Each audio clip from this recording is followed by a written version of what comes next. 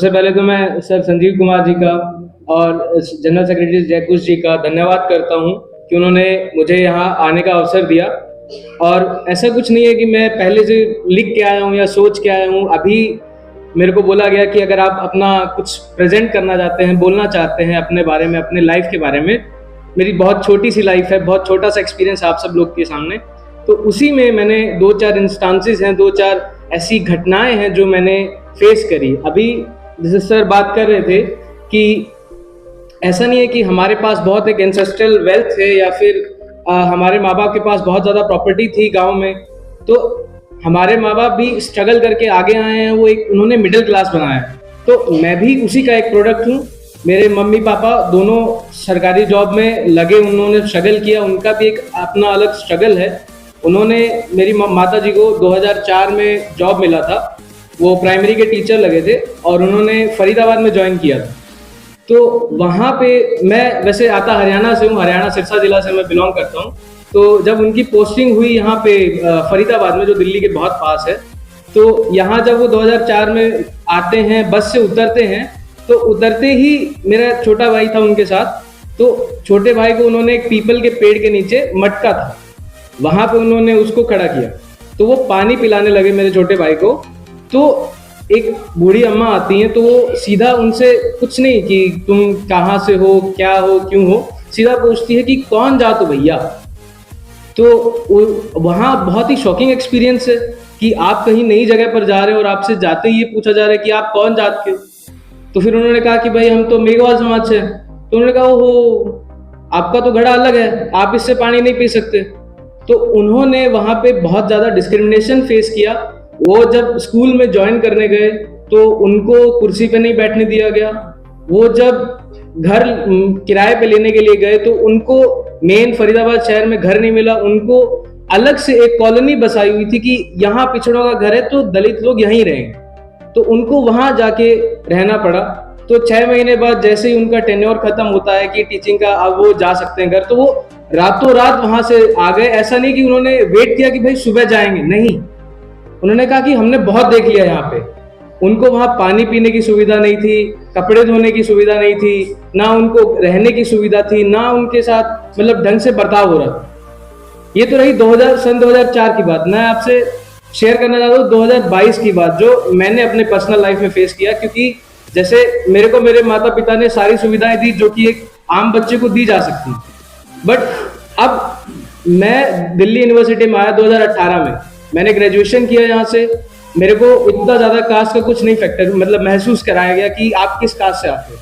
बाद में 2022 में जब मैं एमए कर रहा था तो स्टार्टिंग में कोविड का फेज चला था, उसके बाद हमारी क्लासेस शुरू हुई थी।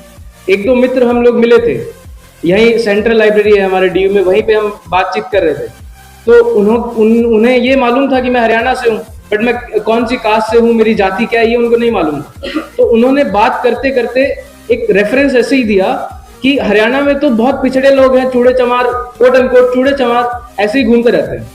तो यहाँ से मैं बहुत शॉक हो गया। मैंने कहा ये तो बहुत पढ़े लिखे लोग हैं, ये ऐसी कैसे बात कर सकते हैं। तो मैं वहां पे सहम गया क्योंकि मैंने आज तक जीवन में नहीं फेस किया था।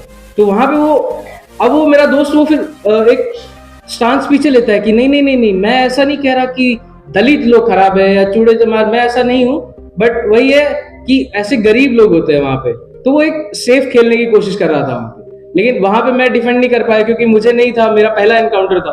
बट फिर मैंने जाके पढ़ा, फिर मैंने डॉक्टर बाबा साहब अम्बेडकर के बारे में पढ़ा, मैंने एनालिसिस ऑफ कास्ट पढ़ा, फिर मैंने दिक्कत जाने जो हमारी एकेडमिक फॉर्म में दिक्कत है कि हमारे एकेडमिक फॉर्म में क्या है, बहुत सारे मार्क्सिस्ट हैं, बहुत सारे अलग अलग आइडियोलॉजी विचारधारा के लोग हैं। वो लोग बात करते हैं कि हमें कास्ट नाम की तो चीज है ही नहीं दुनिया में, हमारे भारत में कास्ट नाम की चीज नहीं, हमारे पे क्लास है। तो हमें इकोनॉमिक इक्वालिटी चाहिए, ना कि सोशल इक्वालिटी। पर बाबा साहब ये आर्ग्यू करते हैं अपनी किताब में एनालिसिस ऑफ कास्ट में, बोलते हैं कि जब तक सोशल इक्वालिटी नहीं आएगी, जब तक कास्ट खत्म नहीं होगा, आप इकोनॉमिक इक्वालिटी कहीं से भी नहीं ला सकते। तो ये मतलब मैं कहना चाहता हूँ कि जो पढ़े लिखे लोग हैं, जो हमारे मतलब मास्टर्स कर रहे हैं, बहुत ही एक ऊंचा ओहदा है मास्टर्स का, तो वहां पे भी लोग जागरूक नहीं है। वो बस प्रिटेंड करते हैं, वो दिखाते हैं कि हम कास्टिस्ट नहीं है, बट रियल में वो क्या है वो हमें दिख रहा है। एंड ऑल्सो जब पीएचडी की मैं बात बताऊं तो 2023 में मेरी मास्टर्स कंप्लीट हो गई। उसके बाद मैं पीएचडी के लिए इधर उधर देख रहा था कि मुझे कुछ टॉपिक चाहिए, तो उसके लिए एक मेरे सामने इंस्टांस आया था कि हम लोग मेहरगढ़ गए थे, जोधपुर गए थे। वहां पे एक किला है, मेहरगढ़ का किला, बहुत शानदार बढ़िया किला है। लेकिन वहां पे जैसे ही आप मेहरगढ़ के किले में घुसेंगे तो एक वहां एक बहुत पत्थर लगा हुआ है, तो उस पर लिखा होगा कि राजा राम मेघवाल 1459 में उनकी मृत्यु हुई। तो मैंने पूछा कि ये कौन है, क्योंकि मैं भी मेघवाल समाज से आता हूँ। तो मैंने पूछा कि ये मेघवाल है, इनका टूम यहाँ क्यों लगा हुआ है, यहाँ किले पे इनका क्या रेफरेंस है, क्यों लगा है?